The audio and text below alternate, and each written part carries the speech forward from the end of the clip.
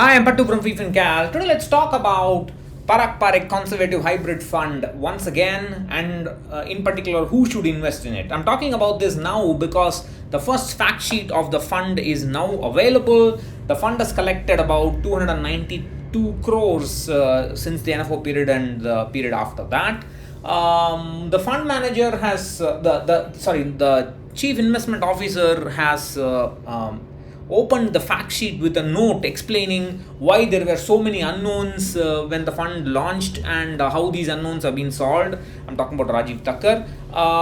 I had talked about these unknowns. I said we don't know where it's going to invest, we don't know the credit profile, we don't know the duration profile, and so on. So he has addressed these questions in the fact sheet, and so let's talk about that. First thing they say is that you can't invest in this fund for 2 years and so on. If you have a short-term goal, don't use this fund. That's what they say. And they say you should have a minimum investment horizon of 3 years and more than that. But if you look at the portfolio, the portfolio has about 70% or more of bonds maturing in the more than 5-year bracket. That is the 6 to 7 year bracket, if I'm not wrong. And the average portfolio maturity is 6.4 years. When the fund has got that kind of maturity, you should not be recommending that kind of fund for a 3+ years. That makes no sense to me. I mean, I don't see the logic in that, because the fund will be highly volatile. It will be significantly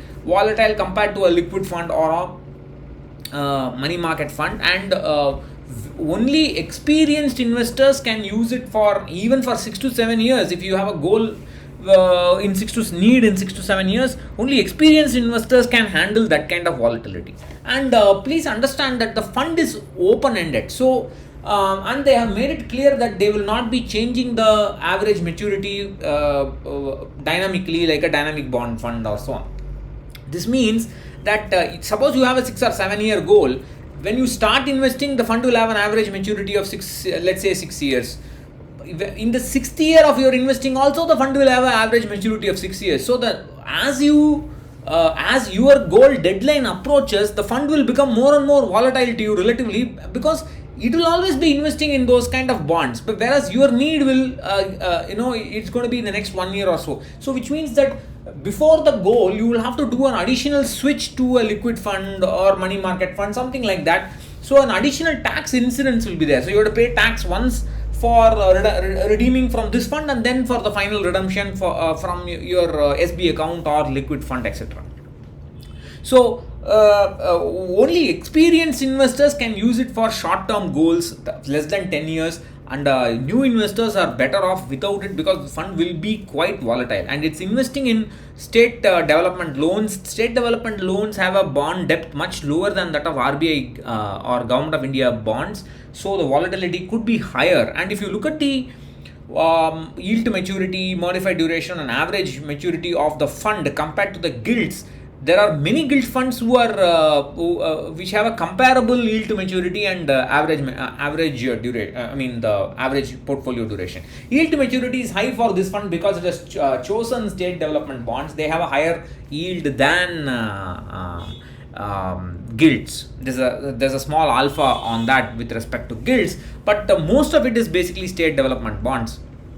And and they are long-term bonds, medium-term bonds, if you like to call it. That's the reason why they have their average maturities compared to that of gilt funds. So in terms of volatility, it will, at least at the moment, based on the current situation, it has got a volatility compared to that of a gilt fund, many gilt funds. So this is something that people should have in mind, and many investors don't know how to handle this kind of volatility, and they have wrong kind of opinions about what a conservative hybrid fund is. Of course, they have chosen a nice dividend paying equity portfolio. Most of them are dividend payers. Most of the stocks are dividend payers. So it'll be less volatile, but in a crash, that it can fall by 5 to 10%. That can they should be ready for it. Now, can you use conservative hybrid funds for a long-term goal? I would not suggest that, because people have the wrong expectations from it. It's better to have separate equity and maybe a gilt fund you can use. When I say equity, I include aggressive hybrid funds there, and you can have a separate gilt fund for your long-term goal, if at all you are thinking about a mutual fund for that goal. So that's the stock portfolio. It's got, all of them are dividend payers: Coal India, Bajaj Auto, Petronet, ITC, Power Grid, etc. Now the point is that, can investors use it as part of their bucket strategy, retirement bucket strategy? Unless they have very good experience with debt funds, they should not use it. I mean, with the help of a SEBI registered advisor, they can use it, but you have to be very careful with it. If you're going to use it as an income, to generate income from it, you can use it, but you must have the correct risk appetite for it. You must have the kind of corpus that is necessary for it.